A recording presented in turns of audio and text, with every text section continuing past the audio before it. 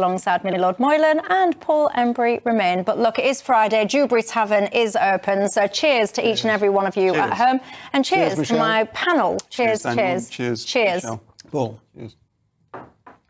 My favourite part of the week, I can't lie. Look, I'll tell you what else is my favourite part of the year, actually, not just the week, Christmas. And who doesn't love a Christmas market, eh? Do you get involved? Do you like your local one? Well, a village in Lincolnshire has been forced to cancel their Christmas market. This is because, this Christmas market, it had been a thing for 25 years. And now the list of health and safety stuff that they have to do in order to facilitate this market, it was just too much. This year, they had to prepare for the risk of a potential terror attack. They had to basically close multiple roads off, pay for traffic marshals, fill in so much health and safety stuff. They just decided they couldn't do it with great sadness. They just couldn't progress with it. What do you think to this, Paul?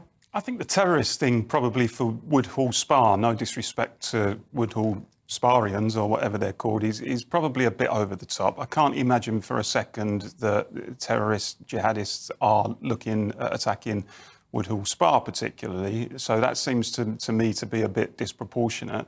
But there are police. Greater Manchester Police, for example, tweeted a warning to people when they said, "We've got it. Well, let's get it up on the screen." They were basically saying, "Look, the Christmas markets are coming back, and don't worry about it, everyone. We've got increased police presence." Whilst having two fellas with what looked to me like machine guns, there was a backlash towards that, and they had to delete that tweet, and they issued an upgraded, amended version of it. But continue. And I think I saw that when it was posted. And I think first of all, I think it's very sad that a British police force feels the need to advertise a Christmas market and then in the very next breath say, and we will effectively, have police there because of the threat of a terrorist attack. That's essentially what they're saying. And we know that the threat comes from jihadis, although they obviously didn't mention that. And that strikes me as, once again, fundamentally different to the society that we had even 20 years ago. I can't imagine a police force would have posted something like that. And when we're in a situation where we are holding Christmas markets, as we've always done in this country, but at the same time feeling the need to warn people against terrorist attacks because those markets will be a target, I think we do have to accept that we live in a fundamentally different society, even though so many people at the top of our society like to pretend that it's not happening. And these same people will often trot out the mantra, diversity is our strength. And I think anybody else knows actually that simply isn't true. Even if you are somebody who's in favour of the utmost diversity, the truth is it is not our strength. It is our greatest challenge. And posts like the ones that we've just seen, I think, are positive of that. Daniel? I agree with all of that, actually. I think the poor people of Woodhall Spa, the fact is that the local council and police seem not to have wanted this to happen, and the council loaded them up with more and more forms. Where I live, we have, it's not a Christmas market, we have the Residents' Association have an annual street party. The streets closed off by the council for the course of the afternoon and the early evening while the party's going on. There's music and local police are involved. They're not there to patrol it, as far as I know, but they come along as part of the community, and so on. And it works, and the council's very supportive. I think if they don't want it, they'll load you up with forms and get rid of it. Has the risk of terror attacks changed, or does it change your thought process when considering things to do with your kids?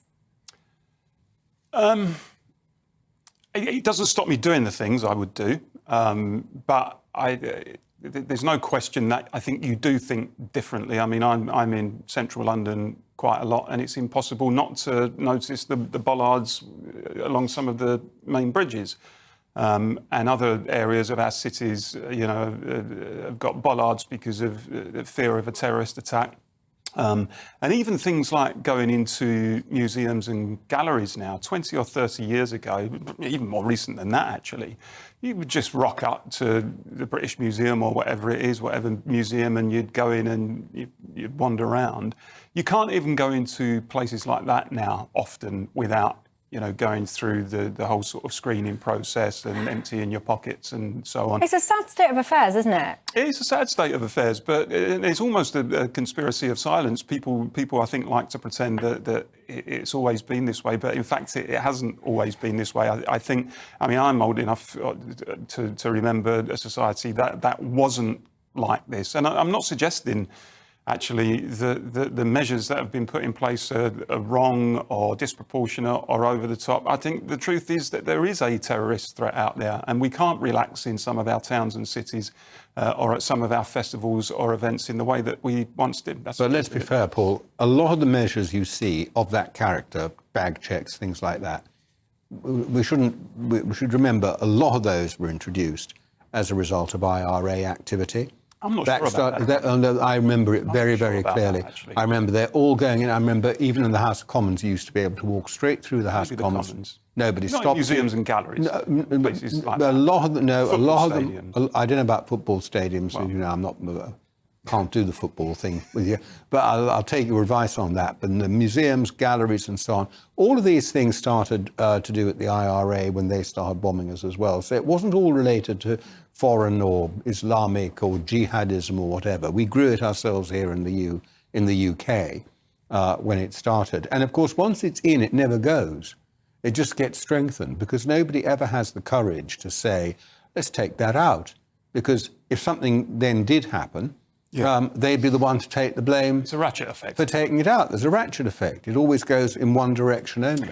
But we've got to be able to have honest and brave conversations about this stuff because you'll all remember that awful terror attack about Ariana Grande, that concert, and you'll all also remember that it came out in the inquest, didn't it, that the guy, the security guy, he had concerns, didn't he, about that fella with the massive backpack who he instinctively knew there's something not quite right here, that fella looks out of place. He didn't dare say anything because he didn't want to be called racist. And I think, of course, are we still in Islamophobia? Is it Awareness Week or month? I can't remember which one it is, but many people will talk about people having issues with the likes of Islam, but no one ever seems to acknowledge, well, why is that? Why do some people have a concern about that religion? Because there seems to be this massive disability, if you like, or it's just a refusal to look at the fact, well, actually, so many terror attacks have occurred now in this country by people who say that they're acting on behalf of their Islamic religion and trying to perform jihad. Of course, it makes people anxious about that religion. I'm not saying that all Muslims are terrorists or anything even close like that, but you've got to be able to have honest, robust conversations about why people feel afraid, what's driving that. Because only then, if you have those conversations, can you actually start to figure out some solutions to some of these challenges that affect so many people, no?